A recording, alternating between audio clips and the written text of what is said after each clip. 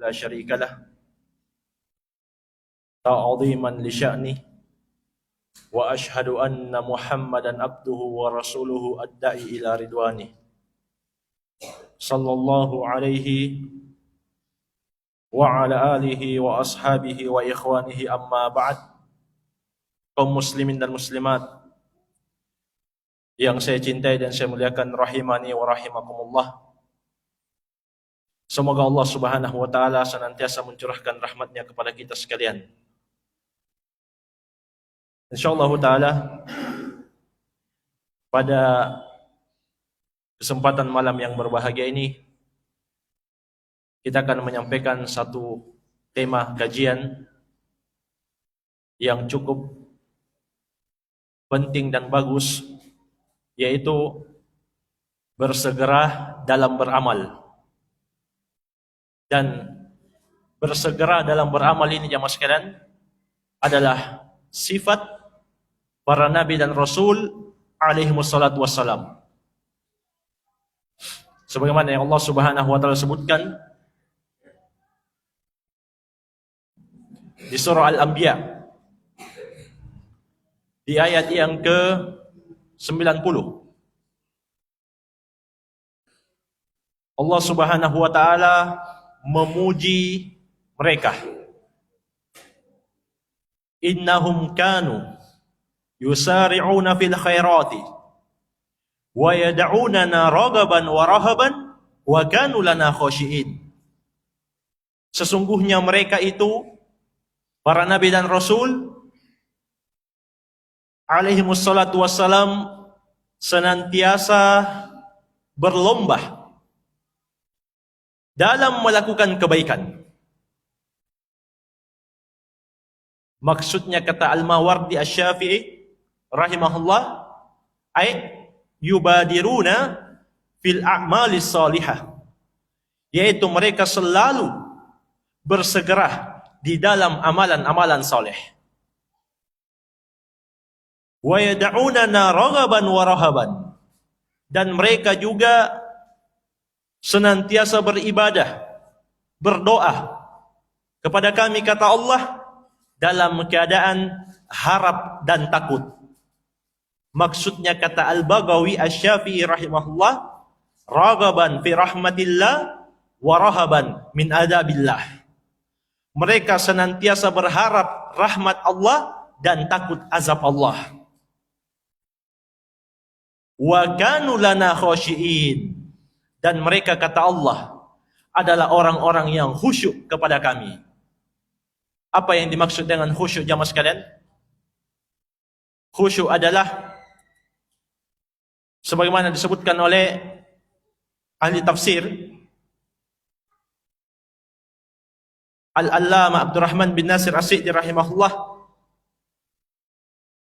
hudurul qalbi waqta talabbusihi bi ta'atillah wa sukunu zahirihi wa batinihi. Hadirnya hati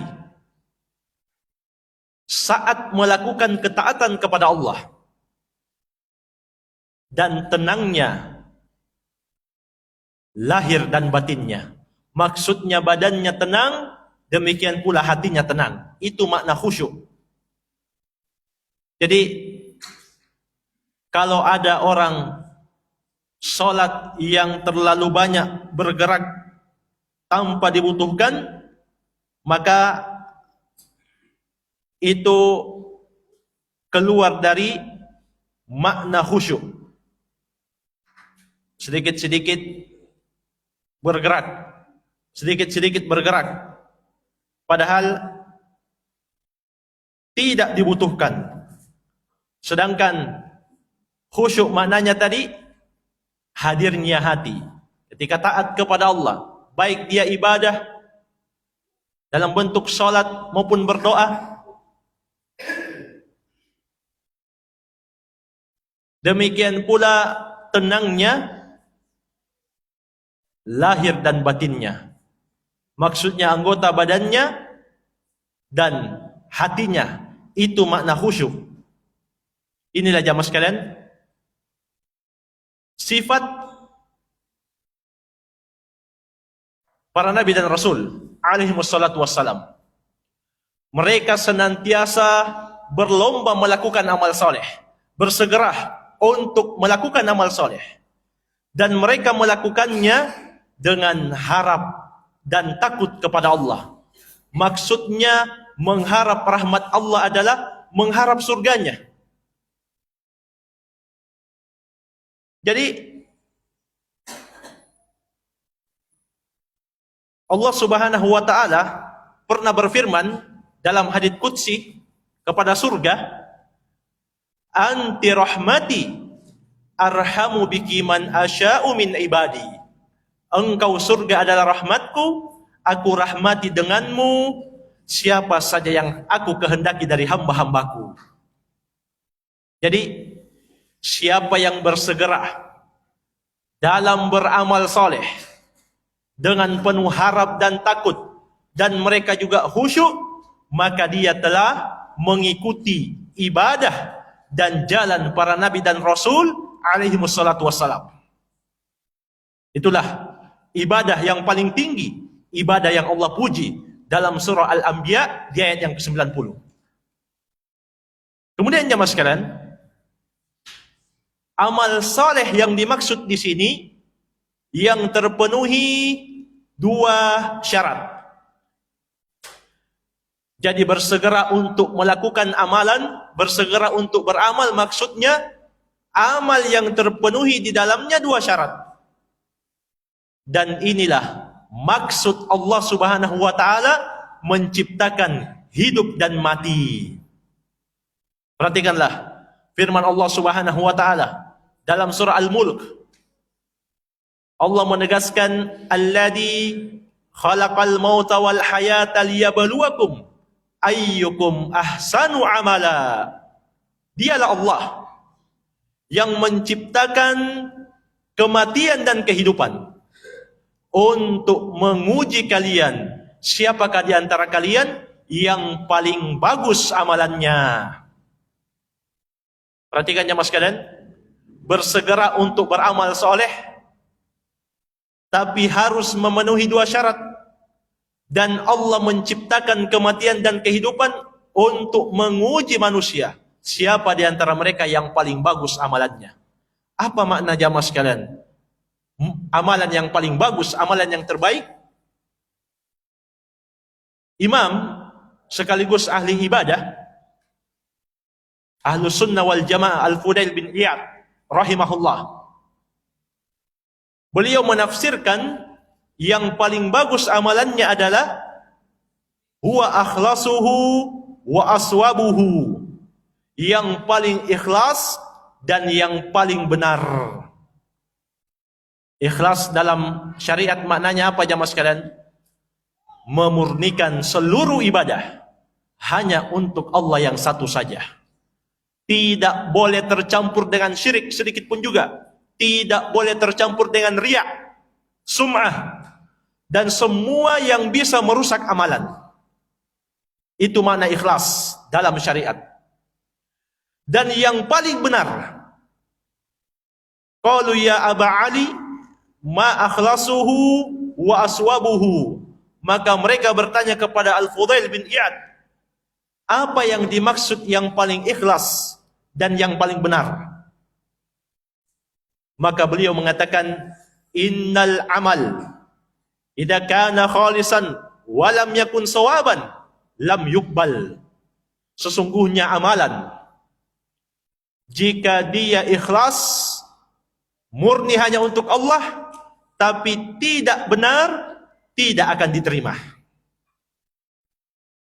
Wa idza kana sawaban wa lam yakun khalisan wa lam yuqbal. Sebaliknya, jika amalan tersebut sudah benar tapi tidak ikhlas untuk Allah yang satu saja, juga tidak diterima. Hatta yakuna khalisan sawaban. Sampai kata beliau rahimahullah, amalan itu memenuhi dua syarat, ikhlas dan benar. Kemudian beliau menjelaskan apa makna ikhlas. Al-khalis ayyakuna lillah. Amalan yang ikhlas itu hanya untuk Allah. Was-shawab ayyakuna ala sunnah. Dan amalan yang benar maknanya dia berada di atas sunnah. Maksudnya sesuai dengan petunjuk Nabiullah Muhammad sallallahu alaihi wasallam. Kemudian beliau membaca firman Allah Subhanahu wa taala dalam surah Al-Kahfi di ayat yang terakhir, ayat yang 110. Faman kana yarju liqa'a rabbih falyamal amalan salihan wala yusyrik biibadati rabbih ahada. Barang siapa, kata Allah, yang mengharapkan perjumpaan dengan Tuhannya, maksudnya perjumpaan yang indah, perjumpaan yang baik, dia ingin mendapatkan hasil dari amal solehnya yang selama ini dia segerakan di dunia, maka kata Allah, hendaklah dia beramal-amal saleh. Imam Ibnu Katsir, ahli tafsir dari madhab Syafi'i, beliau mengatakan beramal soleh maknanya adalah makana muwafiqan li syar'illah, amalan yang sesuai dengan syariat Allah. Maksudnya ada dalilnya dari ayat maupun hadis. Itu makna sesuai dengan syariat Allah. Kemudian kata Allah, wala yusyrik biibadati rabbih ahada.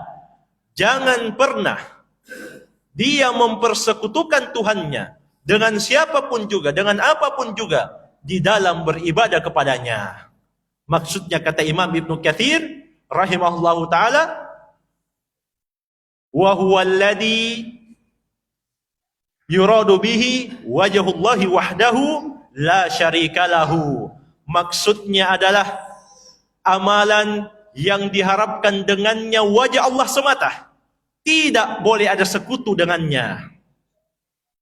Kemudian Imam Ibnu Katsir rahimahullah menegaskan, wa hadani ruknal amalil mutaqabbal.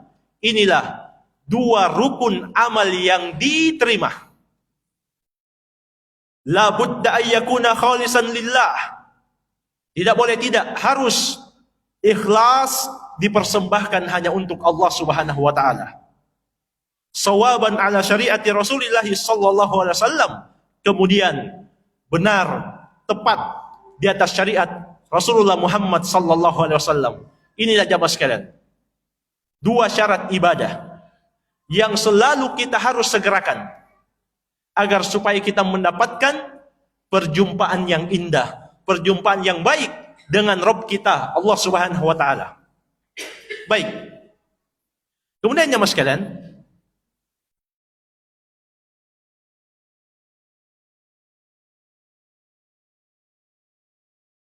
Nabi kita yang mulia Muhammad sallallahu alaihi wasallam juga mengingatkan kita untuk bersegera dalam beramal. Dalam hadits Abu Hurairah radhiyallahu anhu yang dikeluarkan oleh Imam Muslim, beliau mengingatkan sekaligus memotivasi umat Islam. Kata beliau, badiru bil a'mal fitanan kaqita'il lailil mutlim. Bersegeralah kalian dalam beramal, cepat-cepatlah kalian dalam melakukan amal saleh sebelum datang fitnah yang gelapnya seperti potongan malam. Fitnah di sini jamaah sekalian maknanya ujian. Dan fitnah, kata para ulama, ada dua bentuknya. Ujian dalam bentuk syubhat dan ujian dalam bentuk syahwat.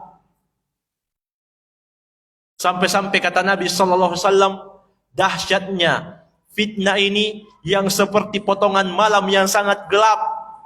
Yusbihur rajulu mu'minan wa yumsi kafiran. Ada orang yang pagi hari masih beriman, sorenya sudah kafir kepada Allah. Au yumsi mu'minan wa yusbihu kafiran. Atau sebaliknya, sore hari dia masih beriman dan pagi hari dia sudah kafir kepada Allah Subhanahu wa taala. Kenapa bisa? Yabi'u dinahu bi'aradim minad dunya. Karena dia rela menjual, menukar agamanya dengan sedikit kenikmatan dunia. Jadi jamaah sekalian, Ini judul kajian kita juga terdapat dalam hadits Nabi sallallahu alaihi wasallam. Dalam ayat dan juga dalam hadits. Allah dan Rasulnya senantiasa memotivasi kita untuk cepat-cepat untuk bersegera melakukan amal soleh. Karena itu para ulama mengatakan fil hadits dalilun ala anna al-a'mal as-salihah sababun lin najah minal fitan. Di dalam hadits ini terdapat dalil bahwa beramal soleh, ikhlas karena Allah, sesuai dengan petunjuk Nabi Muhammad SAW, itu adalah sebab terselamatkannya seseorang dari fitnah-fitnah, dari ujian-ujian. Dan kita sudah sebutkan jamaah sekalian, ujian tadi ada dua. Ujian yang bentuknya syubhat dan ujian yang bentuknya syahwat. Syubhat itu maksudnya jamaah sekalian, sesuatu yang menimpa hati seseorang sehingga dia sulit untuk membedakan antara yang hak dan yang batil. Ketika ada orang yang sulit membedakan antara yang benar dan yang salah, maka boleh jadi dia sudah terkena fitnah syubhat. Dan para ulama mengatakan jamaah sekalian, untuk menghadapi fitnah syubhat, maka dihadapi dengan ilmu agama. Jadi, para ulama mengatakan, untuk menghadapi fitnah syubhat, dihadapi dengan ilmu agama. Karena itu, Nabi kita yang mulia Muhammad SAW juga mengatakan, talabul ilmi faridatun ala kulli muslim. Belajar agama itu wajib bagi setiap muslim. Nabi tidak kecualikan di sini jamaah sekalian. Kecuali kalau dia sudah sepuh atau kecuali kalau dia sudah sibuk. Tidak. Siapapun dia, tua, muda, sudah nikah, belum nikah, sibuk, tidak sibuk, santri maupun bukan santri, kalau dia muslim kata Nabi, wajib untuk belajar agama. Sebab itu cara menghadapi fitnah syubhat. Dan beliau juga mengatakan jamaah sekalian, innamal ilmu bitta'allum wal fiqhu bittafaqquh.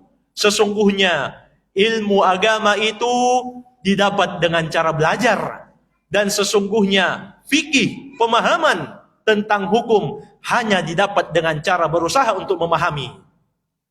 Jadi mudah-mudahan duduknya kita pada malam hari ini, usaha kita untuk mendengar, menyimak, walaupun mungkin sebagian kita berat, mudah-mudahan teranggap dari pengamalan hadits yang mulia Nabi kita Muhammad sallallahu alaihi wasallam.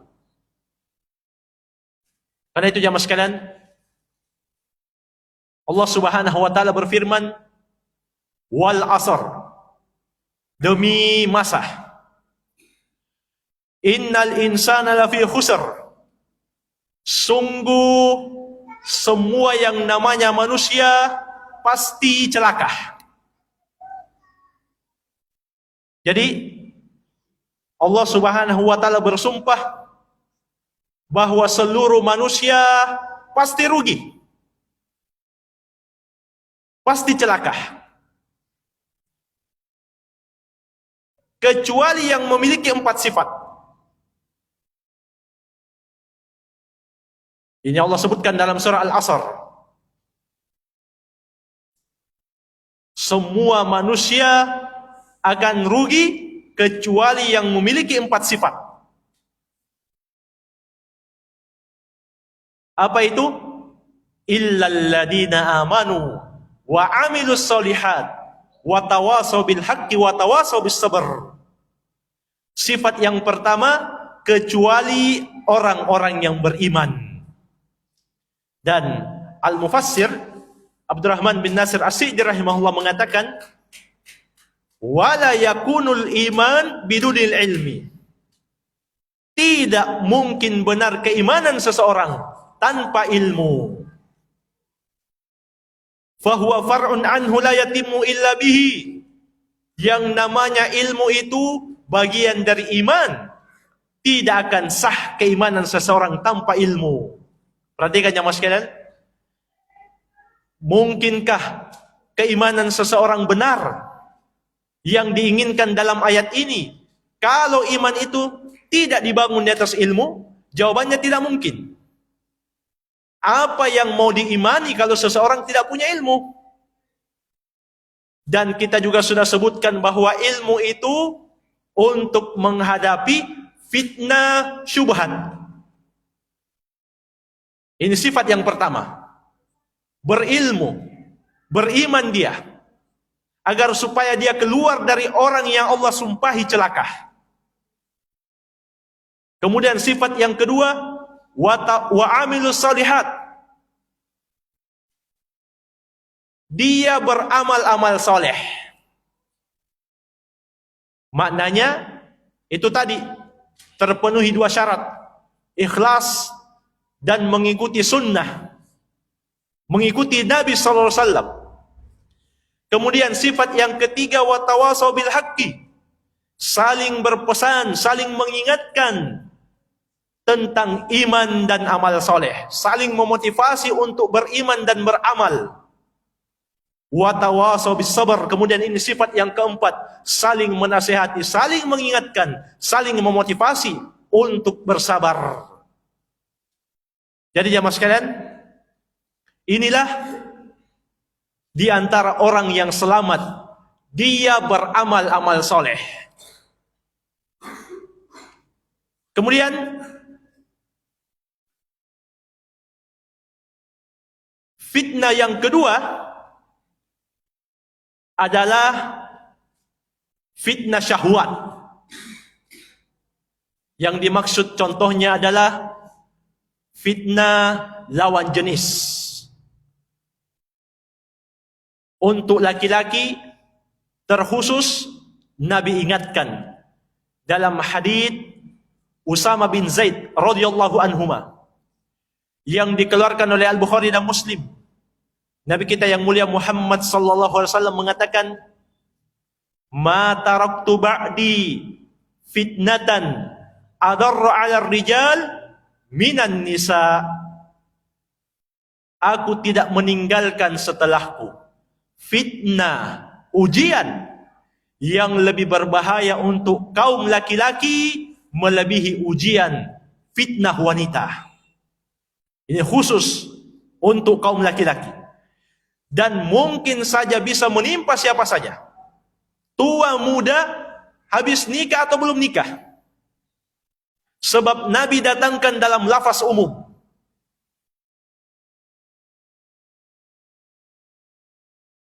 Karena itu, jamaah sekalian, para ulama juga mengingatkan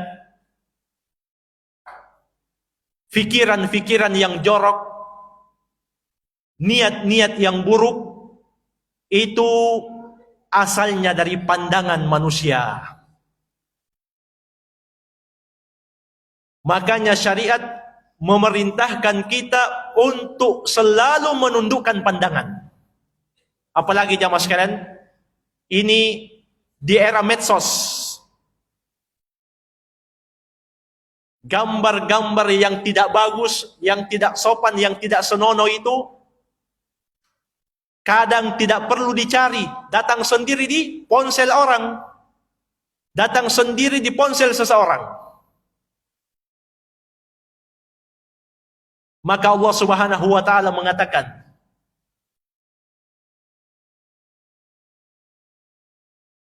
dalam surah An-Nur di ayat yang ke-30, kullil mu'minin yaghuddu min absarihim wa yahfadhu furujahum. Sampaikanlah kepada laki-laki yang beriman agar supaya mereka semua menundukkan pandangan-pandangan mereka dan menjaga kesucian-kesucian mereka. Demikian pula perempuan diperintah dengan perintah yang sama. Wa kullil mu'minat, kata Allah. Di ayat berikutnya, katakan juga kepada wanita-wanita yang beriman, yaghdudna min absarihinna wa yahfadna furujahunna. Hendaklah mereka juga harus menundukkan pandangan-pandangan mereka dan menjaga kesucian-kesucian mereka. Jadi jamaah sekalian, menundukkan pandangan, menjaga pandangan, ini kunci sukses dalam menghadapi fitnah syahwat. Karena itu para ulama mengatakan, kalau fitnah syubhat dihadapi dengan ilmu, maka fitnah syahwat dihadapi dengan iman dan sabar. Jadi keimanan yang benar akan melahirkan rasa takut. Makanya Allah Subhanahu wa taala mengatakan, "Fala takhafuhum wa khafuni in kuntum mu'minin." Janganlah kalian takut kepada mereka, tapi takutlah hanya kepadaku jika kalian benar beriman. Jadi seseorang kalau mau selamat dari fitnah syahwat harus punya rasa takut. Dan itu bukti keimanan yang benar. Karena itu Nabi kita yang mulia Muhammad sallallahu alaihi wasallam juga pernah mengingatkan menantunya Ali bin Abi Thalib radhiyallahu anhu.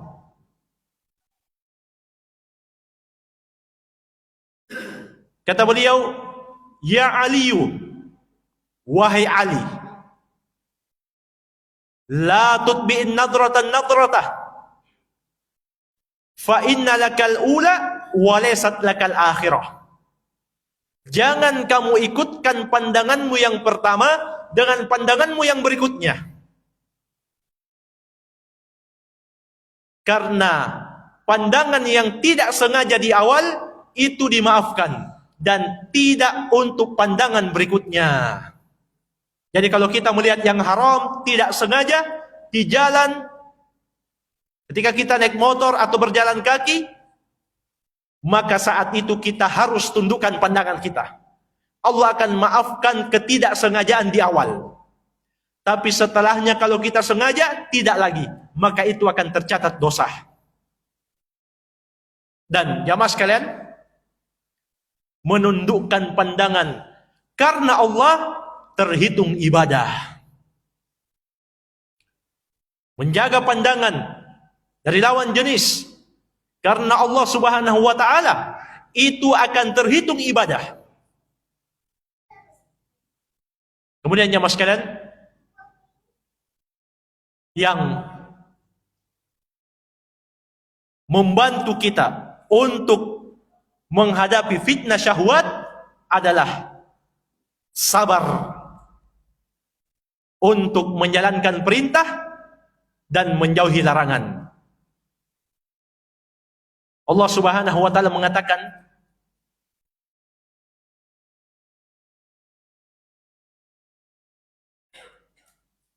menyebutkan pahala besar untuk orang yang mau bersabar. Jadi sabar itu kata para ulama ada 3. Sabar dalam beramal yang saat ini kita bahas, sabar dalam menjalankan perintah Allah, sabar dalam menjauhi larangannya termasuk menundukkan pandangan, dan sabar terhadap takdir-takdir yang menyakitkan seperti musibah, sakit dan lain-lain. Maka Allah menjamin pahala yang besar untuk orang-orang yang bersabar. Sabar itu maknanya menahan jiwa untuk tidak marah, untuk tidak menyalahkan Allah, tidak menyalahkan takdir Allah. Itu makna sabar. Dalam surah Az-Zumar di ayat yang ke-10 Allah Subhanahu wa taala mengatakan, "Innama yuwaffas sabiruna ajrahum bighairi hisab." sesungguhnya hanyalah akan dipenuhkan pahala untuk orang-orang yang bersabar tanpa hisab. Apa makna tanpa hisab jamaah sekalian? Bi ghairi haddin wala addin wala miqdarin. Tanpa batas, tanpa jumlah, dan tanpa ukuran. Jadi orang yang bersabar untuk ibadah, beramal, bersabar untuk menjauhi larangan, bersabar untuk menjalani takdir-takdir yang pahit, maka Allah akan penuhkan pahalanya tanpa hisab, tanpa batas, tanpa hitungan, dan tanpa ukuran. Dan jamaah sekalian, kita sangat butuh yang namanya amalan soleh. Kita sangat butuh yang namanya pahala. Allah Subhanahu wa taala mengatakan, fa amma man thaqulat mawazinuhu fahuwa fi 'ishatir radiyah. Adapun yang berat timbangan kebaikannya, dia selalu bersegera untuk beramal dan dia beramal dengan memenuhi syaratnya, maka tempat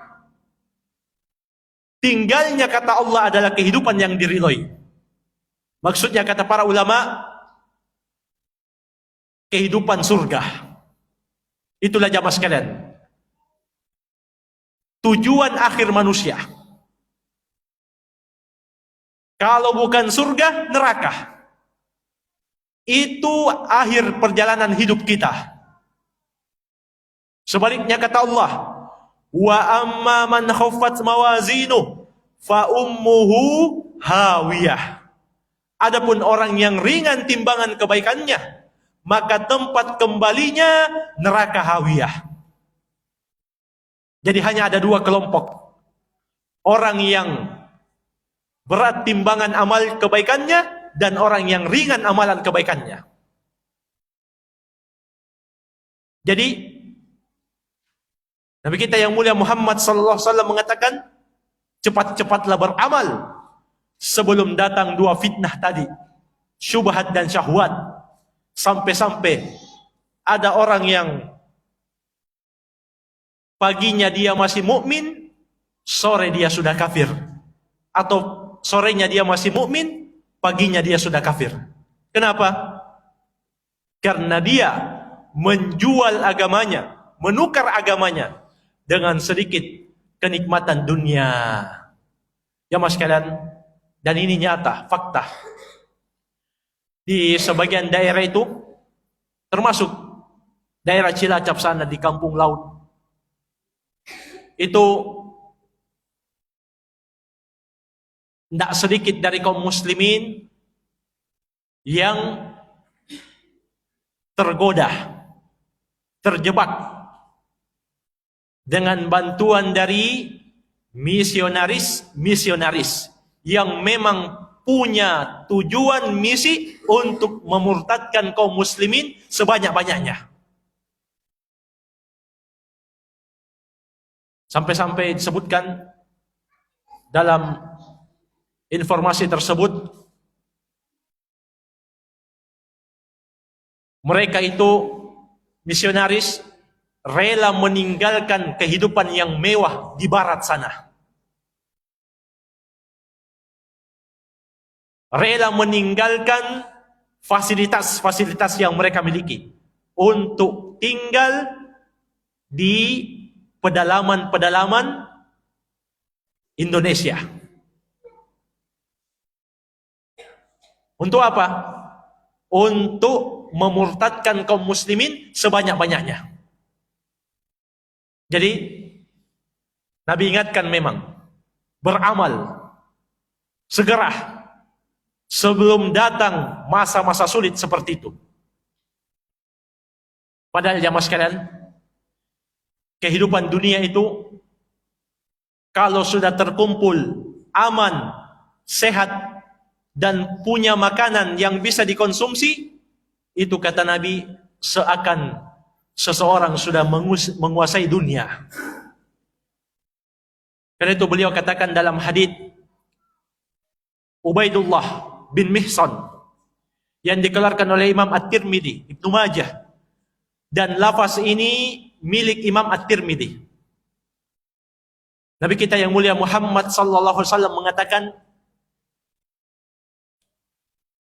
"Man asbaha minkum aminan fi sirbihi, mu'afan fi jasadihi, indahu kutu yaumihi, faka'annama hizat lahud dunya." Barang siapa yang berada di waktu pagi dalam kondisi aman di tengah keluarga, aman badannya, aman keluarganya, sehat badannya, dan ada makanan, kata Nabi sallallahu alaihi wasallam, yang bisa dikonsumsi pada hari itu. Jadi aman, sehat, punya makanan di rumah.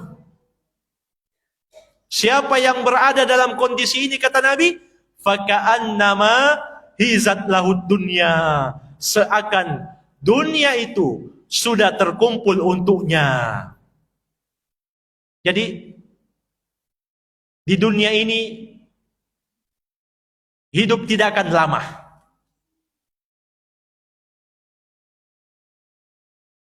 Karena itu beliau juga ingatkan, nikmatani makbunun fihima kathirum minan nas. Ada dua nikmat yang banyak orang itu lupa di dalamnya.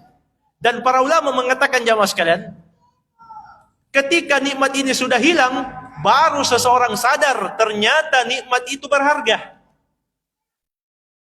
Apa nikmat itu? Dua nikmat ini kita rasakan pada malam hari ini. As-sihhatu wal faraq, sehat dan waktu luang. Jadi nikmat sehat, nikmat waktu luang, gunakan untuk beramal.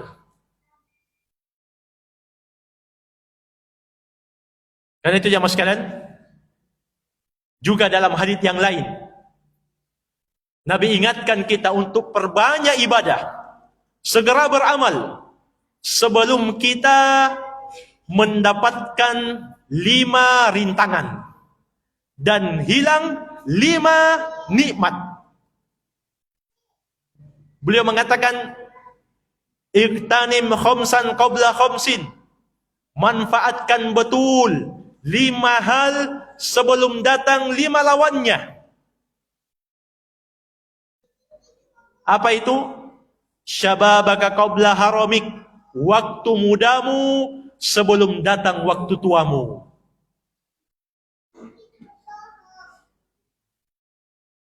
Wasihhata qabla saqamik, sehatmu sebelum datang sakitmu. Beribadah memang, lakukan kebaikan, manfaatkan sehat ini sebelum datang sakit. Wa ginaka qabla faqrik, manfaatkan memang hartamu, kekayaanmu sebelum datang kefakiranmu. Karena kehidupan ini berputar, sebagaimana kata Allah Subhanahu wa taala, wa tilkal ayyam nudawiluha bainan nas. Itulah hari-hari yang kami persilih gantikan di tengah manusia. Dan Allah Subhanahu wa taala mengingatkan manusia, wa tuhibbunal mala hubban jamma, kalian itu benar-benar cinta kepada harta. Maksudnya, kata para ulama ahli tafsir, kalian sangat bersemangat untuk mengumpulkannya, susah untuk menginfakkannya. Itu makna firman Allah, kalian sangat cinta terhadap harta. Tapi jamaah sekalian, bukan berarti seseorang itu tidak bekerja, bukan. Nabi sempat mengingatkan seorang sahabat yang mau menginfakkan semua hartanya. Kata Nabi, kamu tinggalkan keluargamu dalam kondisi kaya, itu lebih baik dibanding kamu wafat meninggalkan dia, nantinya dia menjadi orang yang minta-minta. Jadi tidak dilarang seseorang bekerja untuk mencari harta, tidak. Bahkan Allah Subhanahu wa taala menegaskan, wabtaghi fima ataqallahu darul akhirah wala tansa nasibaka minad dunya. Carilah pahala di negeri akhirat, beramallah melalui nikmat-nikmat dunia yang Allah berikan kepadamu. Wala tansa nasibaka minad dunya, dan jangan lupa bagianmu, kata Allah, di dunia. Maksudnya jangan lupa untuk mencukupi dirimu dan keluargamu di dunia. Jadi bekerja itu dengan maksud untuk memenuhi kewajiban nafkah diri dan keluarga. Itu merupakan kewajiban hukumnya. Cuma jamaah sekalian, Allah Subhanahu wa ta'ala mencela orang yang mengejar dunia tapi melupakan negeri yang sesungguhnya, yaitu negeri akhirat. Itu yang dicela. Makanya Allah Subhanahu wa ta'ala mengatakan, alhaakumut takatsur. Memperbanyak itu telah membuat kalian lupa, lalai untuk beramal. Memperbanyak apa di sini? Allah tidak sebutkan. Bisa saja kata para ulama memperbanyak karyawan, memperbanyak usaha, memperbanyak turunan, memperbanyak bisnis. Pokoknya semua yang melalaikan kita dari beramal, itu Allah celah dalam surat ini. Hatta zurtumul maqabir, sampai kalian masuk ke dalam liang lahat, yaitu kubur, baru kamu sadar. Itu yang dicelah. Jadi manfaatkan memang jamaah sekalian harta sebelum datang kefakiran. Kemudian kata Nabi, wa faragaka qabla syughlik wa hayataka qabla mautik. Yang ketiga, waktu luangmu sebelum datang sibukmu. Jamaah sekalian, pada hari ini sebagian saudara kita, kalau kita lihat aktivitas dunianya itu, kalau kantornya jauh misalnya, dia tinggal di pinggir kota, atau dia tinggal di kota, kemudian kantornya itu keluar sampai di daerah begitu, dia bisa bangun subuh hari, bahkan sebelum subuh, dingin, mandi untuk berangkat kerja. Tapi jamaah sekalian, untuk singgah sholat 5 waktu di masjid, dia tidak mampu. Alasannya apa? Selalu sibuk. Nabi ingatkan memang, beramal sebelum datang waktu sibukmu. Padahal sebenarnya jamaah sekalian, kalau orang mau cari kesibukan, semua kita bisa sibuk. Tapi memang Allah sudah ingatkan dalam Al-Quran bahwa ibadah yang dilakukan seseorang itu memang murni semata karena pertolongan dari Allah Subhanahu wa ta'ala. Bukan karena orang kuat, bukan. Jadi sebagian orang itu jamaah sekalian habis kerja tidak langsung pulang di rumah. Kadang singgah dulu di tempat gym untuk ngangkat-ngangkat barbel. Itu kuat. Tapi untuk ngangkat kepalanya sholat subuh, dia tidak kuat. Kenapa? Karena Allah tidak tolong dia untuk beramal. Makanya itu rahasia digandengkan ayat Iyyaka na'budu wa iyyaka nasta'in. Hanya kepadamu ya Allah kami beribadah, dan hanya kepadamu kami memohon pertolongan. Para ulama mengatakan ibadah digandengkan dengan pertolongan dari Allah supaya kita tahu bahwa tidak ada di antara kita yang mampu beribadah kecuali setelah Allah tolong. Tidak ada di antara kita yang mampu beramal, bersegera untuk beramal kecuali setelah Allah tolong. Kemudian yang terakhir, kata Nabi, wa hayatika qabla mautik. Beramal memang, beribadah memang, cepat-cepat beribadah sebelum datang kematianmu. Kullu nafsin dha'iqatul maut. Setiap yang bernyawa pasti akan meneguk yang namanya gelas kematian.